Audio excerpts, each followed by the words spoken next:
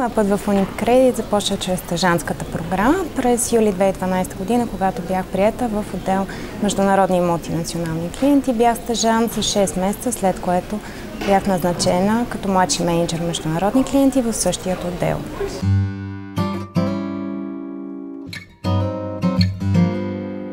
Започнах съвсем случайно кариерата си в Unicredit Bulbank като стажант през 2001 година, малко след като банката беше приватизирана от Unicredit Italiano на времето.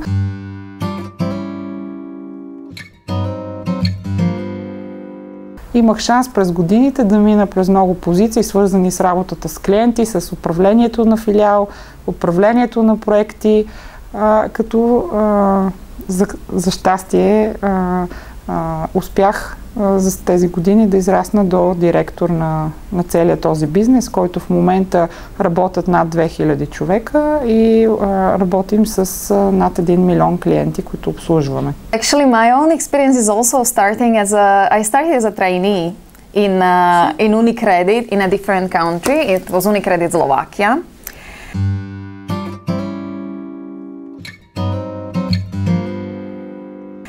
Started as a trainee. After 3 months of traineeship, I was hired for a permanent position as an expert. I was, after 4 years working in Slovakia, was offered a position in Milano, where I stayed 3 years. After that, I was offered another international opportunity in Vienna. After that, was working in Czech Republic, and after all these years and different countries in different roles, still HR. I came here now in January as head of HR Bulgaria. Споделете какви възможности получават младите хора в Unicredit Bulbank и откривате ли талантите, които търсите по време на различните студентски инициативи от Национални дни на кариерата? Студентските инициативи са изключително важни за нас. От няколко години усилено инвестираме усилия и време за работа с младите хора, защото това се оказаха едни много успешни начини и канали, чрез които да привличаме млади успешни хора да работят за нас.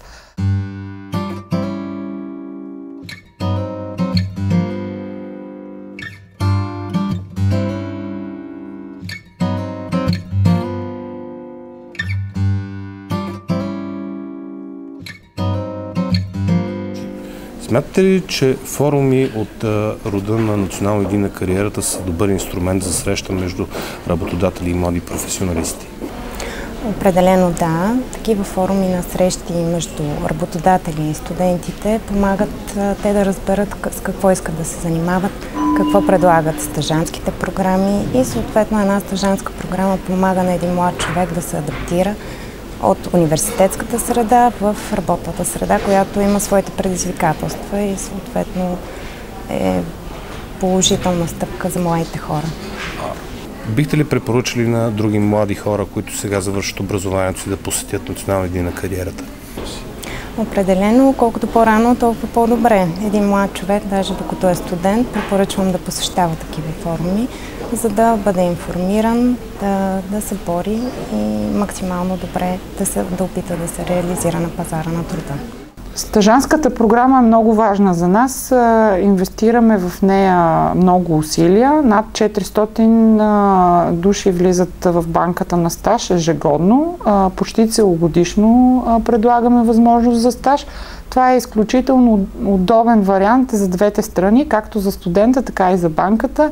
Младите хора да се ориентират какво всъщност има и какво всъщност се работи и се случва зад представата им за една банка. От друга страна, банката може да прецени дали младият човек е подходящ за дадената позиция и фактите показват, че в много от случаите остават на работа при нас. Може би средно около 25% от стажантите продължават кариерния си път с Unicredit Bulbank.